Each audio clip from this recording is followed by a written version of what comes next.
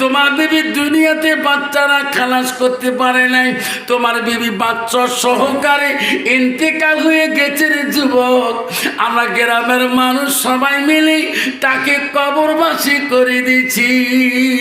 ভিখারি সাবধান। তখন ভিখারি বলছে, খলিফা বাচ্চাটার সম্বন্ধে আপনি কি জানেন? না, এই বাচ্চাটা কবরের মধ্যে আল্লাহ 1 বছর পর্যন্ত জিন্দা রাখছে। জোরে করে সুবহানাল্লাহ। কত বছর? কত বছর? 1 বছর। হযরত ওমর বলল, ভিখারি রে, 1 বছর পর্যন্ত কবরে কেমন করে বাচ্চারা আল্লাহ রাখল? ও খলিফা, এই বাচ্চাটা নিয়ে আমি কারো কাছে যাই নাই, সর্বপ্রথম তোমার কাছে সাহায্য বলিয়াছি। আপনি যে মেজাজ দেখালেন গো খলিফা, ও খলিফা, সেই জন্য তোমাকে বললাম এই বাচ্চাটা আমার 1 বছর পর্যন্ত আল্লাহ কবরে জিন্দা রাখছিলেন। আল্লাহ পারি কিনা? আল্লাহ পারি কিনা? খলিফা মুসলিমিন উমর বললেন, ফকির রে, এই বাচ্চাটাকে তুমি কেমন করি এই কবরের মধ্যে পেলে? ফকির বলল, খলিফা তাহলে শুনুন, আমি যখন ছোট ছিলাম আমার বাবা আমাকে হাউস করে বিয়েও দিল। সেই সময় বড় অভাব ছিল, অনাটন ছিল। আমার বিবি বড় নামাজি ছিল, পরহেজগারি ছিল, পর্দানিশী ছিল। আমি একদিন বাড়িতে আসে দেখি আমার বিবি কাঁদতেছে। আমি বলি, কান্দো কেন?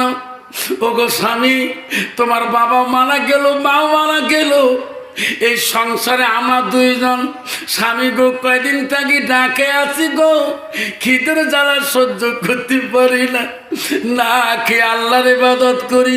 ওগো স্বামী, খিদা সহ্য করতে পারি না। ওগো খলিফা, আমি তখন বললাম, বিবি রে, আর কান্দা লাগবে না, আর কান্দিস না, আর অভাব বাড়িতে রাখবো না। তোমাকে থুইয়ে আমি চলে গেলাম বিদেশে। বিদেশে কাজকর্ম করব, টাকা পয়সা বাড়িতে পাঠিয়ে দেব। বিবি, তোর অভাব থাকবে না, তুমি খাবি আর আল্লাহর ইবাদত করবি। তখন আমার বিবি বলছে, ও খলিফা, ওগো স্বামী, বিদেশে যাইও না, আমি তোমার স্ত্রী গর্ভবতী হয়েছি, একটা বাচ্চা পেটে আল্লাহ দিয়েছে। ওগো স্বামী, আপনার মা নাই, বাবা নাই, আমি একটা গর্ভবতী মেয়ে, বাচ্চা হওয়ার সময় হয়ে গেছে, এই সময় আমাকে ছাড়ি আপনি বিদেশে যাবেন না। তখন খলিফা আমার বিবিকে বলছিলাম, বিবি রে, এই বাচ্চাটাকে আমি আল্লাহর হাওলা করি থুয়ে গেলাম, ওই বাচ্চাটাকে আল্লাহ হেফাজত করবে। আর খলিফা যাবার কালে আমার বিবিকে বলছিলাম, এই বাচ্চাটাকে আল্লাহ হেফাজত করবে। কে হেফাজত করবে? বলেন তো বাবা, হেফাজতের মালিক কে? জোরে বলবে, হেফাজতের মালিক কে? আল্লাহ। খলিফা আমার বিবিকে বলছিলাম, এই বাচ্চাটাকে আল্লাহ হেফাজত করবে। আমার বিবি যাবার সময় আমার কাছে খুব কাঁদছিল। ওগো স্বামী, আপনি যাবেন না, আমার মনে হয় আসি আমাকে আপনি দেখতে পারবেন না। খলিফা আমি বিশ্বাস করি নাই।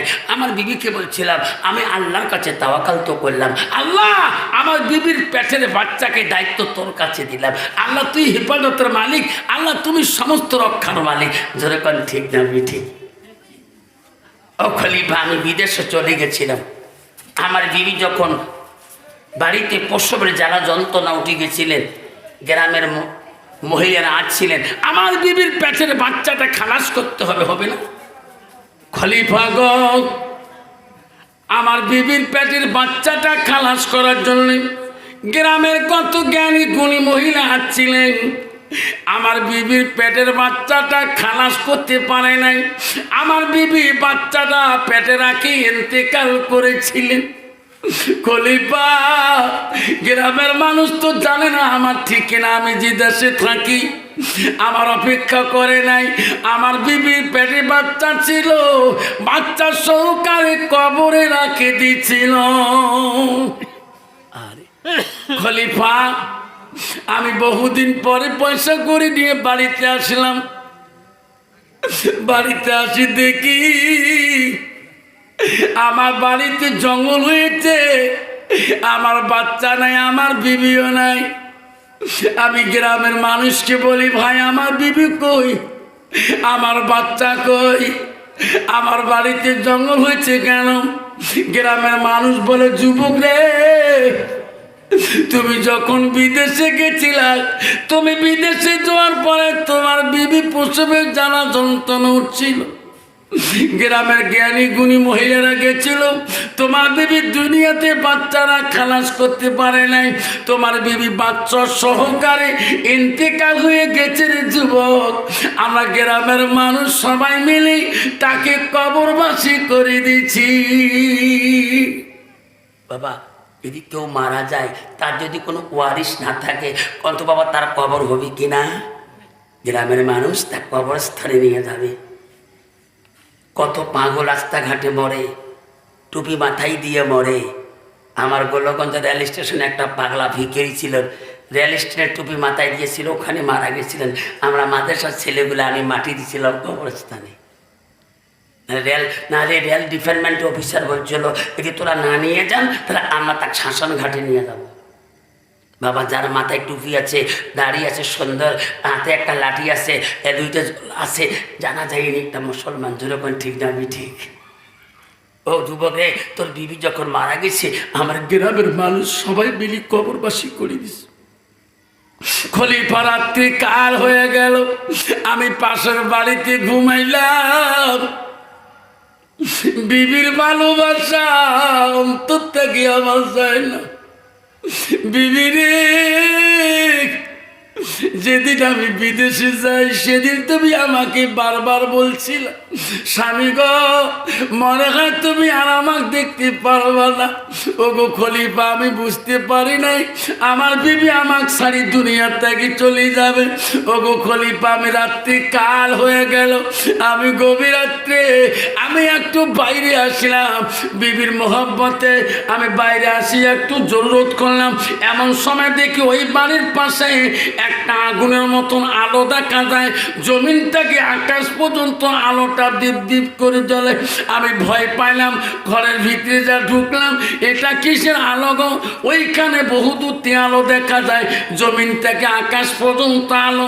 আমি রাত্রিকালে যে ঘরে ঘুমাইলাম, সকালবেলা বাড়ির মালিককে বললাম, ভাই তোমরা রাত করে বাইরে আসান না, বাইরে বিড়াল না করলে কেন? আমি একটা জিনিস দেখছিলাম, এই বাড়ি তোমার দিকে একটা আলো জমিন থেকে আকাশ পর্যন্ত জ্বলে। কারণ বাড়িওয়ালা বলছে, এ যুবক, যেদিন থেকে তোর বিবিকে ওই জায়গায় কবর দিয়েছি, সেদিন থেকে আলোটা জমিন থেকে আকাশ পর্যন্ত দেখা যায়। খলিফা, বাড়ির মালিকের কথা শুনি আমি কান্না শুরু করলাম। আল্লাহ, আমার বিবি জীবনে কোনো পাপ করে নাই, আল্লাহ আমার বিবি নামাজ নষ্ট করে নাই, আল্লাহ আমার বিবি কোনোদিন বিপদা চলে নাই, আল্লাহ আজকে আমার বিবির কবরে আজাব দুনিয়ার মানুষকে দেখালি। খলিফাই মনে করি পরের দিনে রাত্রি আমি গভীর রাত হয়েছে, আমি ঘুমেই নাই, দেশের মানুষ গ্রামের মানুষ সবাই ঘুমেছে। আমার অন্তর জাগি উঠল, বিবিরে তুমি কি দুনিয়াতে পাপ করে গেলে, আজকে রাত হলে তোমার কবর থেকে একটা আলো উঠে যায়। খলিফা, আমি গ্রামের মানুষকে কেউকে বলি নাই, আমি গভীর রাত্রে আমার বিবির কবরে আজাব দেখার জন্যে, ওই আলোটা দেখার জন্যে আমি কবরের পাশে একাই একাই গেছিলাম। কবরের পাশে যেয়ে দেখি আলোটা আছে, জমিন থেকে ফটফট করে আলোটা, কিন্তু আলোটা কোনো স্বাদ নাই। আমি মনে মনে ভাবলাম, খলিফা, মরণকারী বিবিটা দেখতে পারি না, এখানেও তো কেউ নাই, আমি কবরের মাটিগুলো সরে আমার মরা স্ত্রীটাকে একটু মুখটা দেখব, এই আশা করি। কবরের মাটি যখন আমি একাই সরাই, কবরের মাটি প্রথমে সরে দেখি ভিতরের ছাউনিগুলা, মনে করা যায় এখনই আমার বিবিকে মাটি দিয়ে গেল। যখন সুবহানাল্লাহ। খলিফা, প্রথম ছাউনি যখন আমি সরাইলাম, দ্বিতীয় ছাউনি আমি সরাইলাম, খলিফা গো, লাস্টের মধ্যে আমি যখন কবরে লাশ দেখবো, লাশ ছাউনি সরার পরে দেখি আমার এই বাচ্চাটা আমার বিবির বুকের মধ্যে বুকের দুধ পান করতেছে। যেরকম সুবহানাল্লাহ। খলিফা, আমার বিবির মাথার টাকি কোমর পর্যন্ত জিন্দা মানুষের মতন আছে, আর কোমর টাকি নিচ পর্যন্ত হাড্ডি হয়েছে। খলিফা গো, আমি বাচ্চাটাকে কবর থেকে বিবির বুকুর থেকে তুলে নিলাম, আগের মতন কবরটা সাজে দিলাম, সাজে দেওয়ার সাথে সাথে সুবহানাল্লাহ। খলিফা, এই বাচ্চাটা তোমার কাছে আমি নিয়ে আছি। খলিফা ওমর বললে, ফকির রে, বাচ্চাটা আমার দেও। এই বাচ্চাটা দুনিয়ার বুকে বিশাল জ্ঞানী আলেম হবে, বাচ্চাটাকে আমার দেও, আমি তা লালিত পালিত করা যত পয়সা আমি বহন করব। ফকির কইছে, না খলিফা, এই বাচ্চা আমি দেব না, এটা আমার বিবির মোহাব্বতের একটা বাচ্চা, যে বাচ্চাকে আল্লাহ হেফাজত করছে, আল্লাহর কাছে তাওয়াক্কুল তো করে থুয়ে গেছি, আল্লাহর মাল আল্লাহ হেফাজত করেছেন। ও গো খলিফা, এই বাচ্চা যদিও মা নাই, আল্লাহ আমার বাচ্চাকে হেফাজত করবে। আব্বাজান শোনা চান না, আল্লাহ রাসূল মিশকাত শরীফে বললেন, ইজা মাতাল ইনসানু ইয়ানকাতানহু আমালাহু ইল্লা বিসালাসাতি।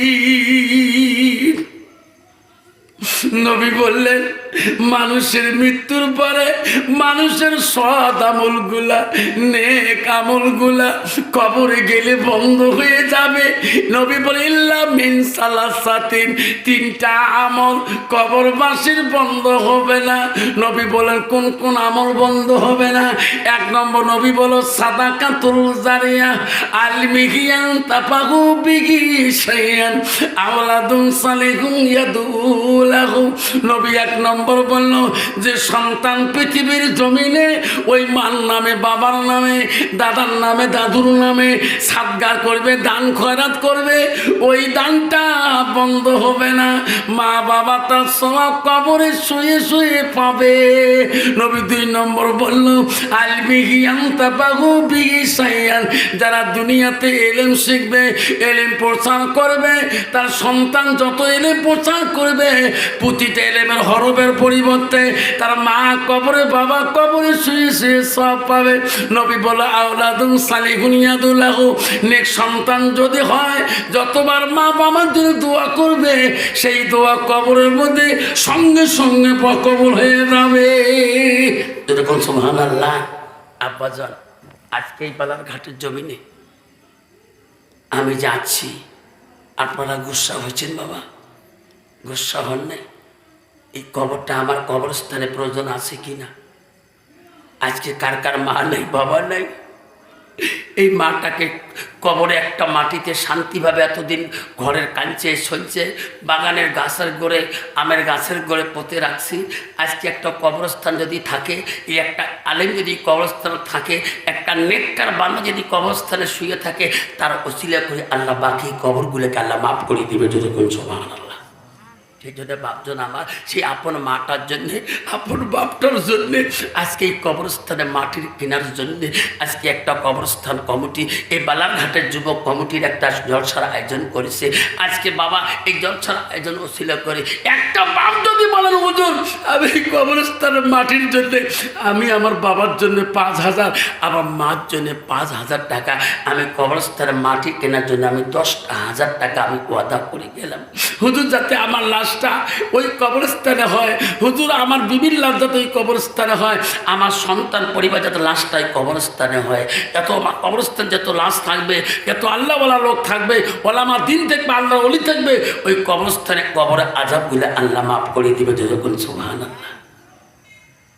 সেই জন্য বাপ, একটা বাবার কাছে বলি, 5,000 টাকা এই কবরস্থানের জন্য ওয়াদা দেনওয়ালা একটা বাবা আসেন এখানে, যে হুজুর কবরে মাটি কিনবে কমিটিরা।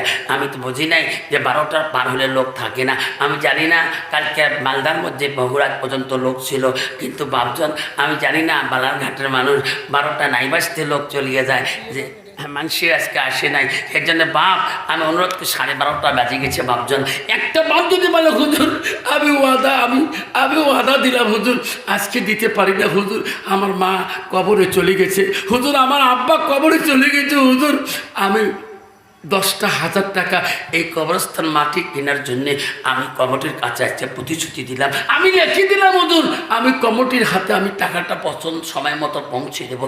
একটা বাবা এখানে আছে, আমি 1 মিনিট তার নামে দোয়া করে যাব। আছে কোনো বাবা 10,000 দিতে পারেন না, 5,000 টাকা একটা বাপ যদি ওয়াদা করেন।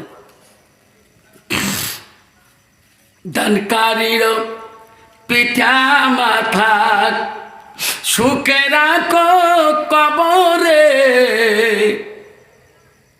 নূরর তাস পিলাইয়া বলা আসর দিনে উঠাইও।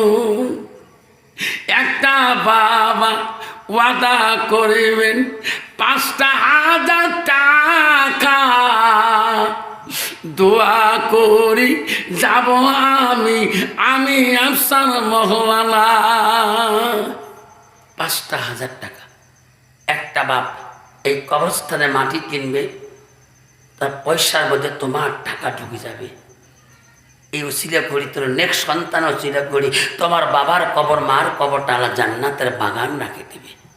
আছে কোনো বাপ একটা বাপ 5,000 টাকা, হুজুর আজকে দিতে দামটা লিখে দিয়ে যাই হুজুর, আমি কমিটির কাছে পরে বুঝিয়ে দিয়ে দেবো। এই ওয়াদাও আমি নিতে চাই। একটা বাবা বলতে পারবেন 5,000 টাকা যদি দাম বাবা লেখি দিয়া দোয়া করব আমি এই কবরস্থানের লাগি।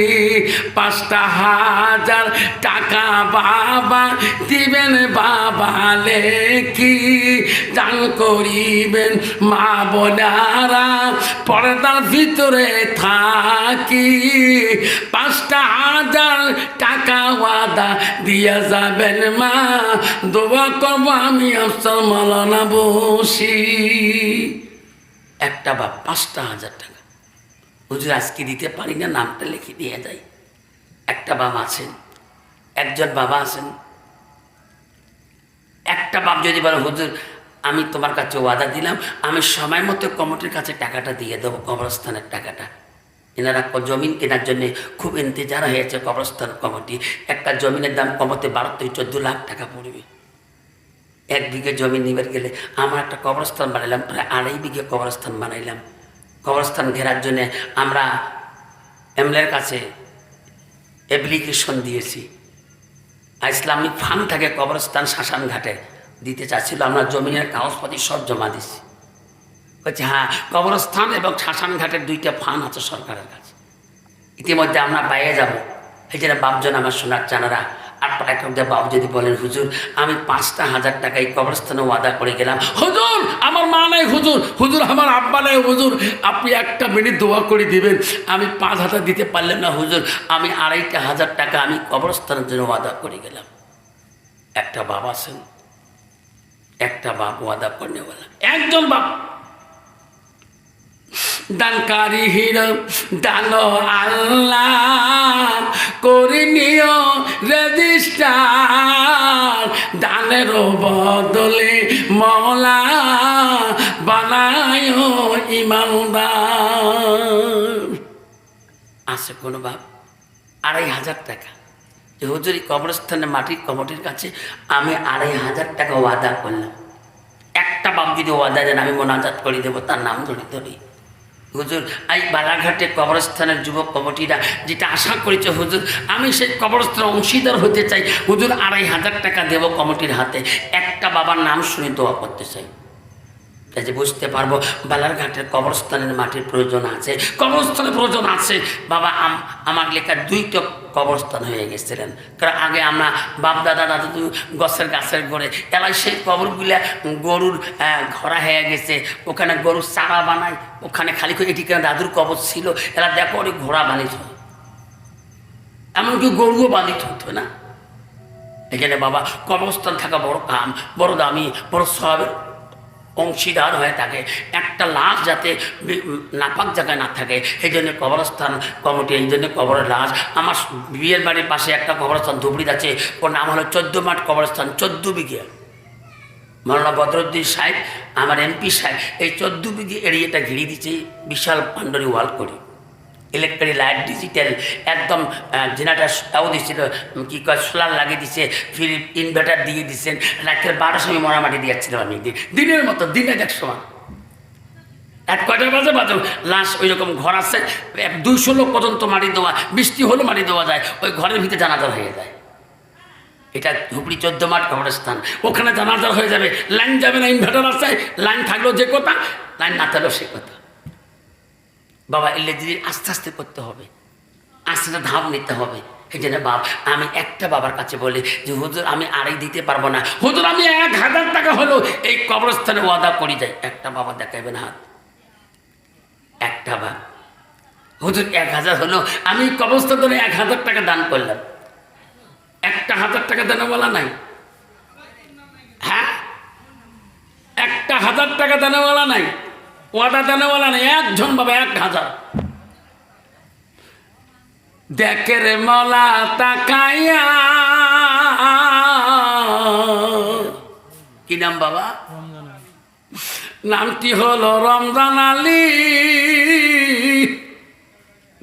ও বলা রে 1000 টাকা ওয়াদা দে এই নতুন কবরস্থান লাগি। সবাই একটু দোয়া করি তার নাম, আল্লাহ আমিন, হাত তুলুন সবাই। ও গো মাওলা, ও গো আল্লাহ, দেখে রে তাকায়া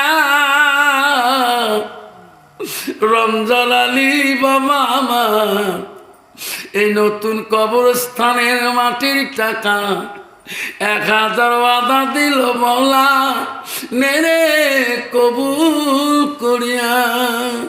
লা ইলাহা ইল্লাল্লাহু মুহাম্মাদুর রাসূলুল্লাহ। নাই দেখবে বাবা লেখছিস রমজান আলী। আর একটা বাবা আছে রমজান আলীর মতন করি, কি নাম বা? কব্বাদ আলী। মৌলা দেখি রে তাকাইয়া কব্বাদ আলী সাসামিয়া 1000 টাকা ওয়াদা দিল মৌলা এই কবরস্থান লাগিয়া, নেরে মৌলা কবুল করিয়া।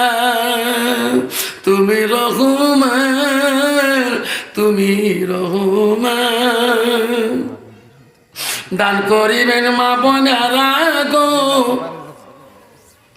মা খালি হাতে যাবেন না। মা বোনেরা আমরা তোমাদের ওখানে মা তোমরাও লিখে দিতে পারবেন, তোমার গ্রামের মানুষ তোমাকে সবাই চেনে, তোমার ভাতিজা, তোমার ভাগিনে, তোমার মামা সবাই চেনে। মা তুমি অমুকের বেটি, অমুকের স্ত্রী, অমুকের মা। ফিরদৌস আলী, কার নাম বাবা? ফিরদৌস আলী, 1000 টাকা। আল্লাহ 3000 হয়ে গেল। মলারে দেখরে তাকাইয়া ফিরদৌস আলী 1000 ওয়াদা দেয় এই কবরস্থান লাগিয়া, রে মলা কবুল করিয়া। 3 জন হয়ে গেল।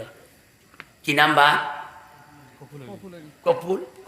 কপুল আলী। আল্লাহ মলারে কি সুন্দর নাম, কপুর আলী 1000 টাকা দিয়ে 4000 টাকা বানা।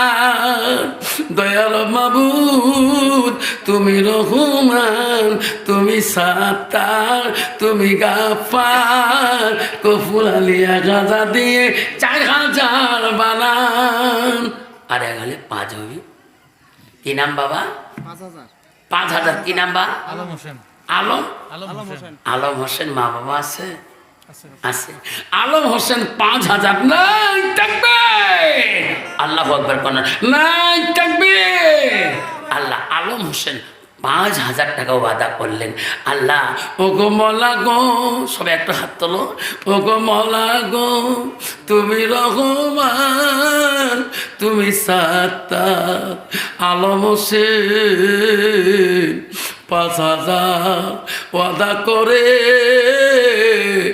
তার মা বাবা আছে বাসি, হায়াদের মলা বাড়িয়ে মৌলা জীবনের গুনাহ জীবনের ভুল দেরে মৌলা মাফ করি ও বাদালি চাষা আল্লাহ তোর কত বান্দা 1000 করে দিল নেরে মৌলা কবুল করিলা ইলাহা ইল্লাল্লাহু মুহাম্মাদুর রাসূলুল্লাহ।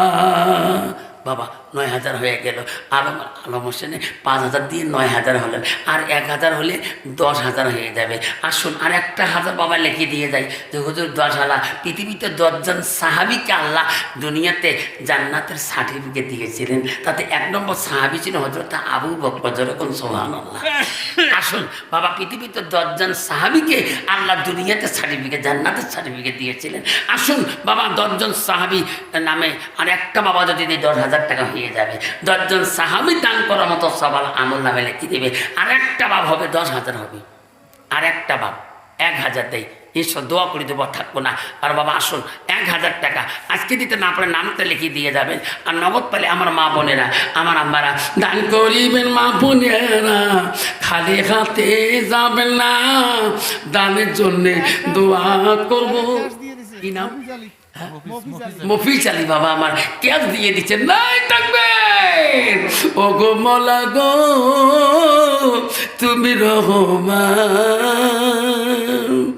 খোদা তোমার ডাকিতে জানি না, ডাকের মতো ডাকিলে খোদা কেমনে শোনে না।